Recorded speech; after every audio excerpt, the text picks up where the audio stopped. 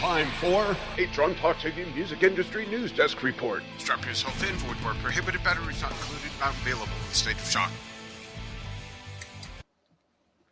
Hey everyone, welcome to another Drum Talk TV News Desk Report broadcasting October 17th, 2025. I'm your host, Steven Shinder, and our other normal co-host, Shylee Graf, is traveling at the moment, but thankfully, as a guest host for this week, we have a friend of Drum Talk TV, Paul Reitz. Paul, how's it going? And go ahead and tell the audience about yourself. Steve, thanks for having me. It's my pleasure to join with you today to co-host the news desk. I'm a retired music executive, been in the business for about 25 years. Worked with people like Chrissy Hine, The Offspring, Bone Thugs and Harmony, Warren Zevon, Baha Men, Who Let the Dogs Out. But right now I'm just going through my archives and putting a few things together, working on a project, a book that I hope to have come out by June of next year. But most of all, I like being on Drum Talk TV with you. Great. Yeah, very much looking forward to that book and what may be in it. All right. So just as a reminder for people, over at drumtalktvbrilliance.com, we have extended the expiration date for discount code DTTVB330 to October 31st, 11:59 p.m. Pacific U.S. time. This code will give you 75% off the premium membership, which allows you to watch our artist Q&As and virtual concerts, as well as other fun stuff. A third of the cost of each membership will go to the Red Cross Disaster Relief Fund in Globe, Arizona, where devastating floods took place in late September and again just several days ago. So check that out and contribute what you can over at drumtalktvbrilliance.com. But yeah, we're chugging along. You know, Dan and Enja are fine. I'm sure people in our audience have seen Dan broadcast about this, and we're still chugging along and whatnot. I mean, not only is it a great opportunity to get access to Drum Talk TV, but you're helping some people out. I saw some of the videos. They need your help, and with you offering a discount, what better? You're helping people out who need some help, and you're getting Drum Talk TV as a bonus. Yeah, for sure. All right, so now it is time for the Icebreaker segment. Now it's time for Icebreaker. All right, so Paul, do you have an icebreaker? If not, I could share one. Well, I think we could do the one I think we have coming up in about a week or so. At least here, the time changes. It falls back. So I want to know from the audience, what's your favorite song that has either the lyric or the title of Time in it? That's my question for the audience today. That's a good one. And yeah, for me, it's really tough. I feel like I'm split between the Pink Floyd song Time and the Rush song Time Stands Still.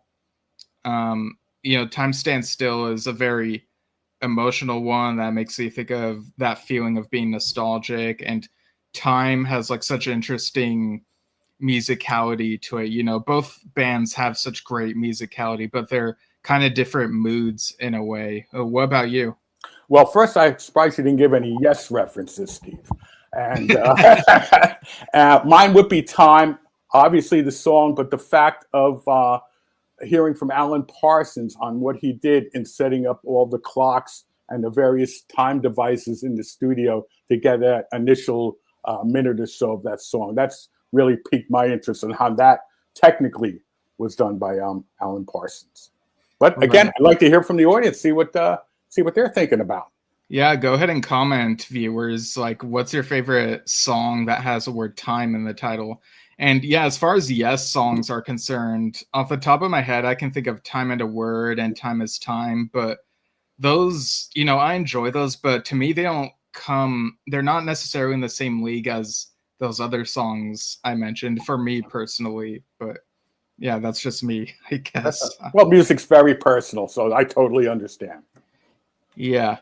All right, now let's learn a bit of music history. It's time for This Day in Music History. Why not the whole week? Because we'd be here forever.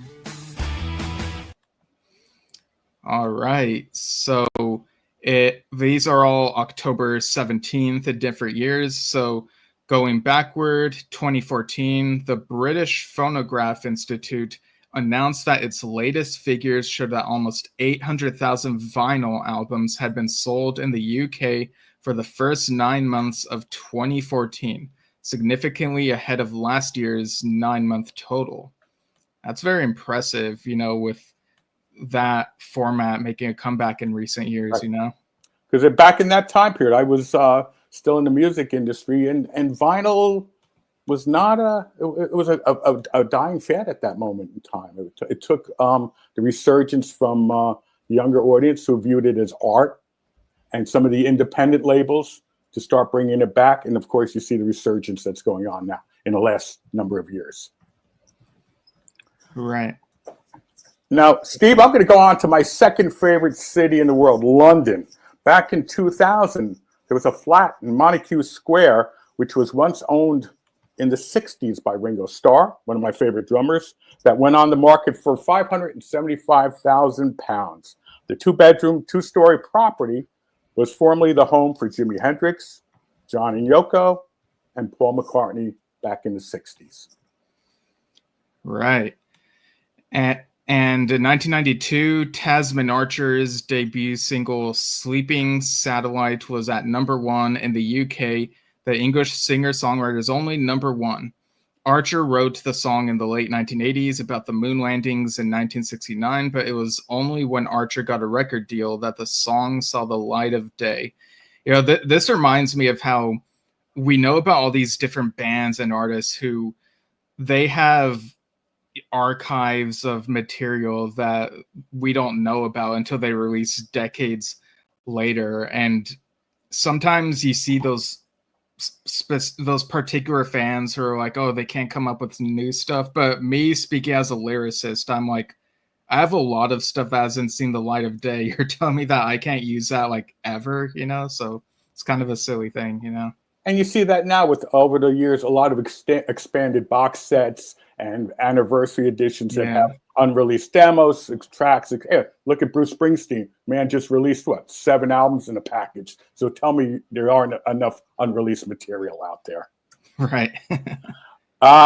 Here's a band that you danced to, Steve. Back in 1987, the Bee Gees became the only group to have a UK #1 single in each of the 3 decades, 60s, 70s, and 80s, with You Win Again, which went to #1 on the UK singles chart. The Brothers' fifth, and it was their last #1. Yeah, that's a very impressive record there. In 1973, the Rolling Stones performed 2 shows at Fort National, Brussels, Belgium, as part of a tour of the UK and Europe.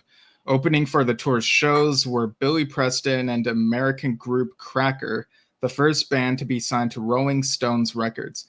Bobby Keys didn't show up for the concert, which resulted in him being banned by Mick Jagger from future Rolling Stones tours until 1989, with occasional exceptions. Wow, that's pretty wild there, like you got to show up. Have you ever seen the Bobby Keys documentary? No, but maybe what's it called? Maybe I can find it sometime.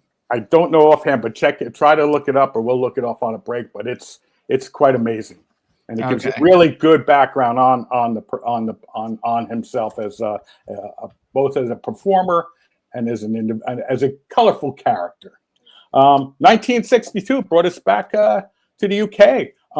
In between their lunchtime and night shows at the Cavern Club in Liverpool, the Beatles traveled to Granada TV Centre in Manchester to make their television debut. They appeared live on the local magazine program People and Places, performing 2 songs, Some Other Guy and Love Me Do.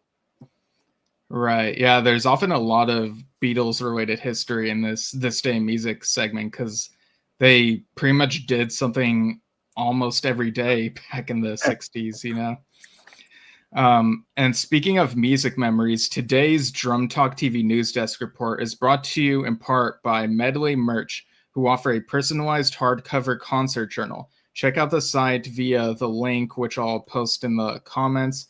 And here's a video all about that, which I will play now. What concert would be your first entry if you had an ultimate concert journal? Your most recent concert? Your next concert? Or would you go way back like me and enter your first concert? For me, it was Led Zeppelin. Now you can with the I Was There personalized music performance diary premium hardcover book. This is for all live music fans who experience live shows from clubs to stadiums. And what an amazing keepsake, and it makes a great gift. Use Drum Talk TV 25 at checkout for a one-time 25% discount, so load up. Get yours now via the link in the post. Yeah, check that out, folks. You know, even though I haven't been to as many concerts as lots of other folks who've seen them over the last several decades, I still feel like if I had one of these, I could probably fill out a decent chunk, you know, because I sometimes feel like I have a lot to say about the concerts I've been to. What would be your first entry in the book? My first entry, that's an interesting question, because I know that the first entry that had a lot of meaning to me was when I saw Yes and Asia together in 2009. But before that, there was, I think it was like a year or two before that, Dad and I saw a Jay White concert. He is a Neil Diamond impersonator, and I was really impressed with the showmanship there. So I don't know if I put that as the first entry, or maybe there's probably some other music performance I saw before then I'm just not remembering now. But yeah, what would be yours? Mine would be my first one for two reasons. It's the first show I ever went to, and it's the one that I was probably about 11, and my dad took me. It was the opening act was B.B. King, and the headliner was Blood, Sweat, and Tears. Oh, wow. So looking back, if I was older, I probably would have appreciated B.B. King a little more. You know, as a 11-year-old, you knew the hits by Blood, Sweat, and Tears. You made me so very happy, and Spinning Wheels. But going back, I wish I could have remembered more about the B.B. King performance. That would have been my first entry in the book. Yeah, I feel like when I was 11, I was pretty much only a fan of Yes, and it wasn't until I was 12, 13 that I started branching out to other bands. So I kind of wonder if that's something that lots of people have in common age-wise. Like they're attached to one artist in particular for a long time, and then once they start entering teenhood, maybe they decide they want to expand their music palette. And you get a little older enough, you can ride your bicycle to the local record shop, and then you open up your palette. Yeah. All right, so now let's see this Drum Talk TV news segment. What we have to talk about here. Let's see what's in the news at Drum Talk TV. Yeah. Alrighty, so last Saturday, my dad, Dan, announced the winners for the Travis Barker Tribute Drumming Challenge. And he will also be interviewing David Drezik, winner of the Steve Gadd Tribute Drumming Challenge, on Thursday, October 23rd, 6 p.m. Pacific U.S. time, 9 p.m. Eastern U.S. time.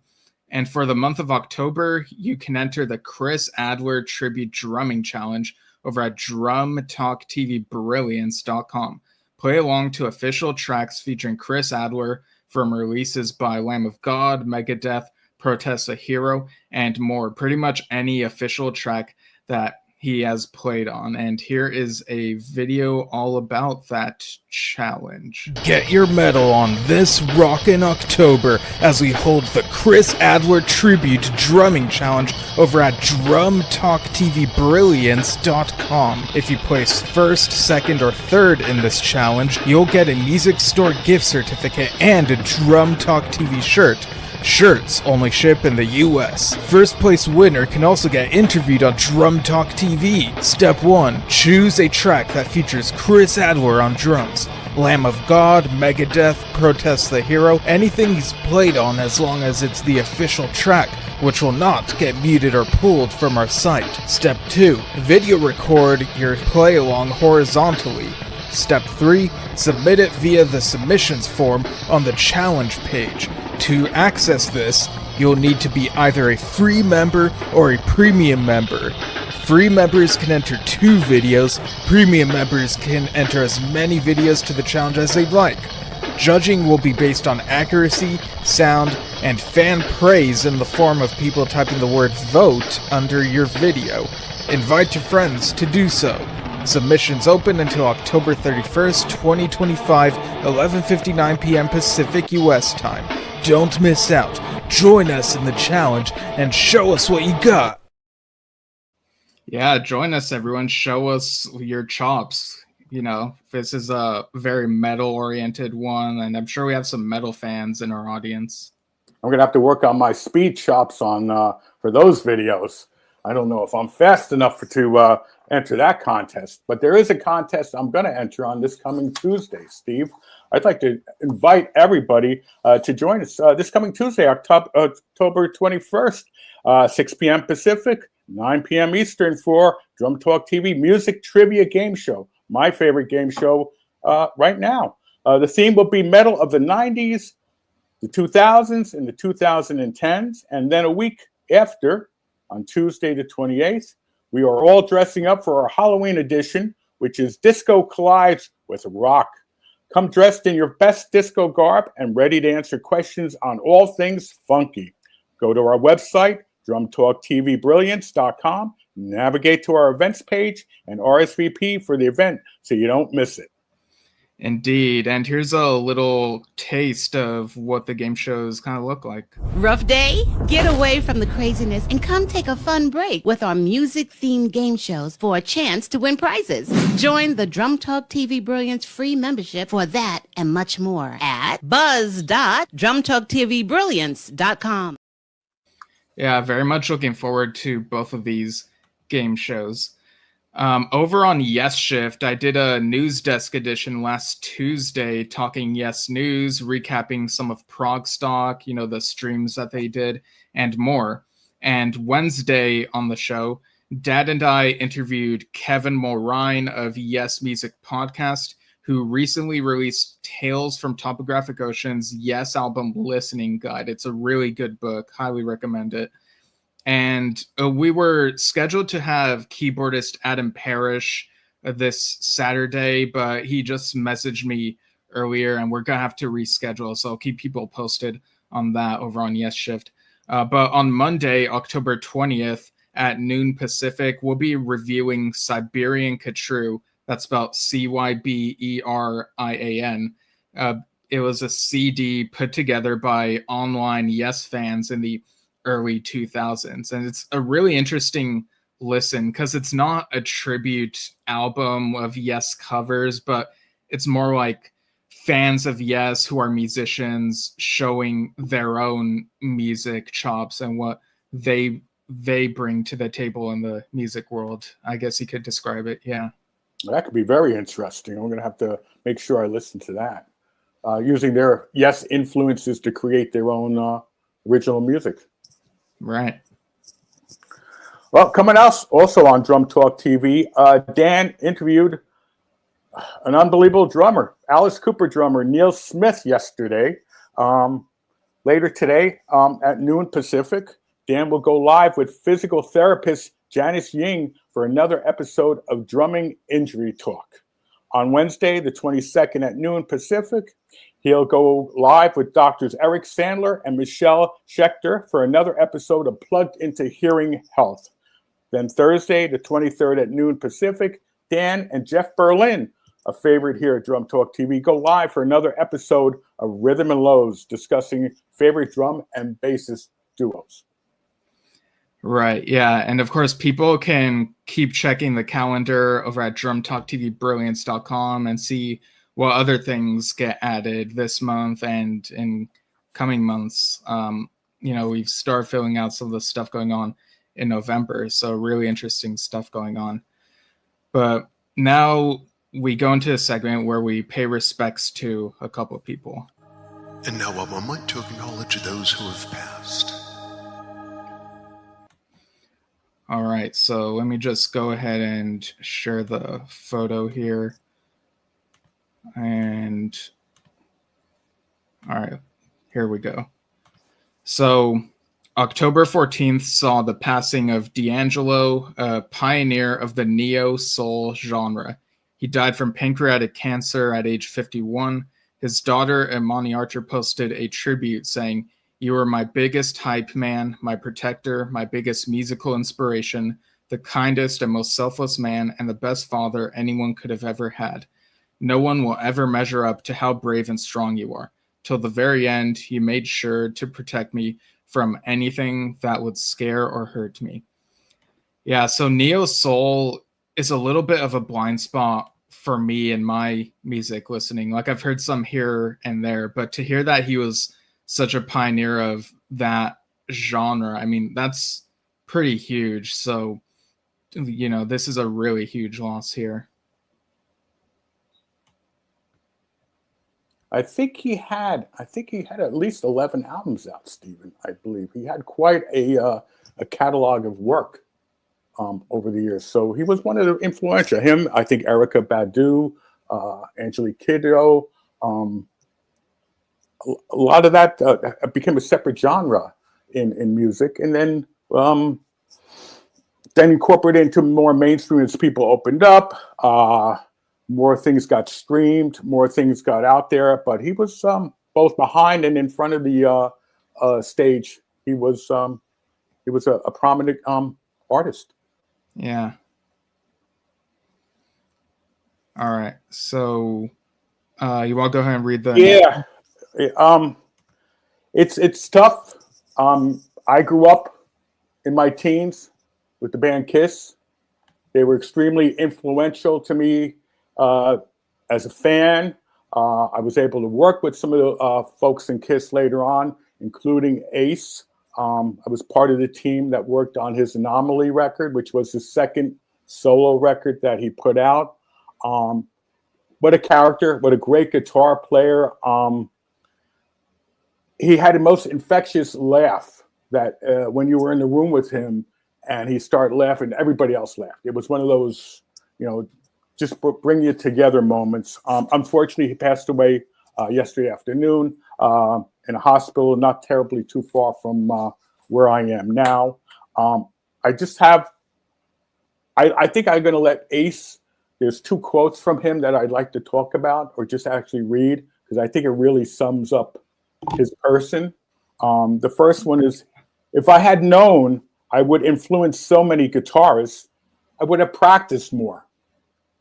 And the other quote that I love from Ace is, "I can't even read notes, but I can teach someone how to make a guitar smoke." And just remembering back on his initial audition in the beginning of Kiss, just a character. He came in with two different colors of Converse sneakers. So you knew right away he was setting a whole tone. So anyway, Godspeed, Ace. We'll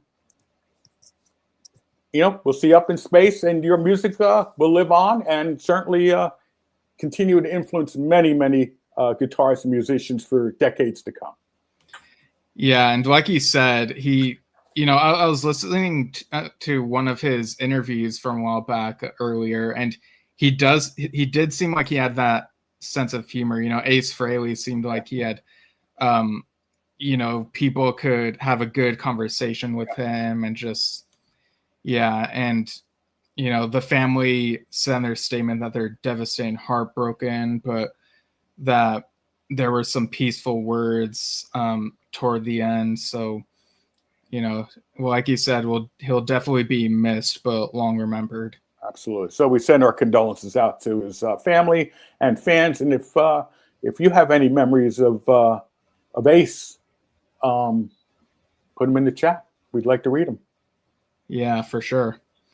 All right. So now we move on to some music industry news.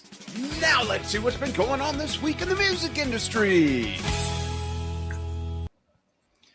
Monday, October 13th, Caligula's Horse announced a 10th anniversary edition of their third album, Bloom, for release on November 7th. This includes 4 previously unreleased demo songs recorded in 2015 and an alternative cover by Chris Mangos. Among the tracks is a previously unreleased single, Across the Universe. Next month, the band is supporting prog metal band Opeth as special guests on their The Last Will and Testament tour in Australia and New Zealand, with the first 2 shows in the Sydney Opera House already sold out. Wow, that's a huge venue there. Beautiful venue. Beautiful venue. Yeah. Are you at all familiar with Caligula's Horse, Paul? No. They're incredible. You know, speaking as someone who is not super in tune with metal, you know, metal is not a genre I gravitate toward usually, but Caligula's Horse, you know, they're a prog metal band, and I found their music approachable but also hard-edged. And I've been to one of their shows. Dad actually interviewed their drummer Josh a while back, I think a year and a half, almost 2 years ago now, or something like that. And he's a great guy. And I went ahead and listened to this album that is talked about here, Bloom, and it's amazing. I definitely recommend people check that out, and also check out their most recent album, Charcoal's Grace. Like, they have really great music. Definitely recommend.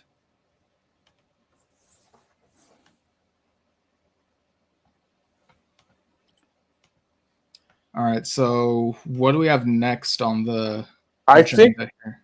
I think we're going to talk about a little, just about the challenge that's coming up here. That's what I have coming up. Oh, we have a few more items on here. Okay, so I'll try to go through these if they're not showing up on your end. Yeah, no. All right, so via Billboard, we got an idea of the comeback timeline for K-pop group BTS.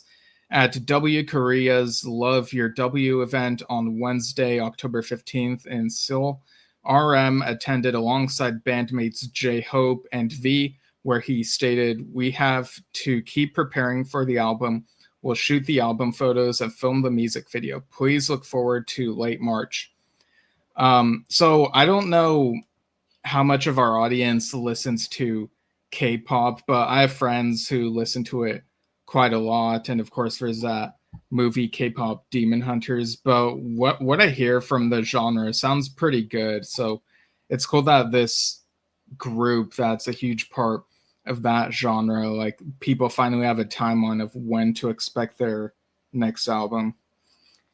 And next on here, we have No Doubt, who had already cemented shows at the Sphere in Las Vegas for May 6th, 8th, 9th, 13th, and 15th, and 16th, 2026. On this past Wednesday, they announced that it's extending its stay at the Sphere with a half dozen new shows. The added performances will take place May 21st, 23rd, 24th, 27th, 29th, and 30th in 2026. Tickets for the new show went on sale today. Are you at all familiar with No Doubt, Paul? Oh, yes, absolutely. And it's ironic. I think the first 6 shows have already sold out or are close to being sold out. And they started off as a ska band, I think from Orange County, I think near your side of the world. Absolutely. They had a number of hits as No Doubt. And then certainly Gwen Stefani left. They became a solo artist and a TV host on one of the vocal shows. And they just only regrouped, I think, not terribly too long ago. They did 1 or 2 performances, and they're back. And it should be interesting to see what they do at the Sphere. I don't know if you've ever seen, I've seen clips of performances by other bands at the Sphere. So it'll be really interesting to see what No Doubt will be doing. I'm not sure if you want to get up and dance to them, because I hear the angle of the Sphere is a little interesting. The way that the way it's angled up, I think you just want to kind of sit in your seat and not take any risks. Okay.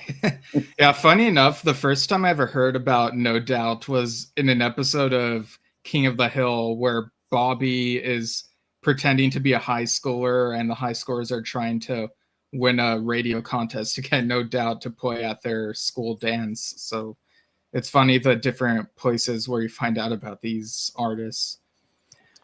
Coming up, I'm sorry, Steve. Go ahead. Sorry.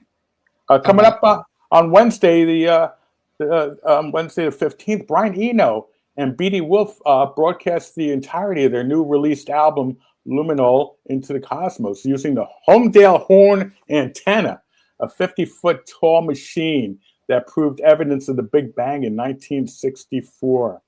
Wow. Nobel Prize-winning physicist Dr. Robert Wilson used Homedale horn antenna to transmit the music from its site in Crawford Hills, New Jersey. Eno said this music to us feels like an exploration of new territories, imagining future worlds that we want to live in. And it felt fitting to broadcast it into the unknown, into dark matter. Interesting. Do you remember when years ago they placed some music and some talk recordings onto some type of disc and sent it up into space? And now they're just beaming it off of an antenna. I think technology has certainly gone a long way. Yeah, it definitely has. And I see Dad is actually chiming in the comments. He says, "Hey guys, tuning in from flood recovering Globe, Arizona." And he said, "Wow, No Doubt at the Sphere. That's a huge gig for them." Yeah, it definitely is. Well, I think one of the things to jump back into that, I think one of the things with artists, if they're not around for a while, they're docile and they come back, I think that as a marketing, that works for them. Remember, No Doubt really hasn't been around for a number of years. They did that 1 or 2 appearances, and their fan base is still there, whether it's young or old. So I think it'll be interesting what technology they do at the Sphere. That's the key, I think. Yeah. And from Blabbermouth, we learned that British heavy metal band Venger, founded by Saxon guitarist Doug Scarrett and by James Fogarty of Old Forest, formerly of In the Woods, will release its debut studio album, Times of Legend, on January 9th, 2026, via Silver Lining Music. The music video for their single From Worlds Unknown is out now. Fogarty says, "I like the idea that Times of Legend could be like a heavy metal version of those 1950s schoolboy books where every chapter was a different story, that each song is its own individual story, and that listening to the whole album is giving people a collection of tales." Scarrett says, "We're both fans of cinema, so you've got all the classic horror movies in there as well as some historical elements too. I've always loved anything connected with fantasy and movies. We're surrounded by enough reality for me. When it comes to entertainment, I want some escape." That's pretty interesting how, you have this music that's very seemingly inspired by books and movies, those other forms of media. And, it's coming into this other form, which is music. And we've seen that a bit with bands like Rush and with Zeppelin, Lord of the Rings references here and there. So I think that's really fun when there's like this cross-media pollination type of thing. Well, look at formerly, yes, Rick Wakeman. I think every one of his solo albums is based on some type of literature. Well, definitely the best known ones, I think, like Journey to the Center of the Earth, King Arthur, 1984. So at least 3 of them, Coming up in Guns N' Roses, guitarist Slash makes a cameo appearance in the song "Have to Have You" from an upcoming musical based on the 1980s cult classic vampire film, The Lost Boys. The musical is slated to come to New York at the Palace Theater in late March, and it features a book by David Hornsby and Chris Hoch and a score by the band The Rescues. I did not see the film. Steve, did you see the film? Yeah, it's a really cool vampire film, and it's from the 80s. It's been years since the last time I saw it, though, maybe even over a decade. But yeah, it's kind of a cult classic. It's really good. I like how Slash makes appearances once in a while on other people's. I know he was on the Bruce Kulick record. He snuck in there on that, and he's been on a few other. Have you seen Slash solo at all? I've maybe seen clips here and there. Funny enough, the first time I ever learned about Slash was when that game Guitar Hero 3 Legends of Rock came out in 2007, and me and my cousins and brother were learning a bit more about some of those classic rock artists. But yeah, so next up, there's this thing we kind of want to talk about, which is the rush ticket pricing. So earlier this week, there was, I believe it was like a pre-sale, or maybe it was a regular sale. I'm not entirely sure. There was a pre-sale from one of the credit card companies, but I think the overall question that came up started with that pre-sale, and I think they're on to actual sales in some of the venues now. A lot of pros and cons online, a lot of social media about the price. Too high, it's okay, et cetera, et cetera. I think this is one for the folks watching us. I'd like to hear from the Rush fans. Is the ticket price too high? Is it a perfect ticket price? Just the feelings. This day and age, we have that pricing from the ticket services where it fluctuates on demand, and obviously demand for this is probably second to an Oasis ticket.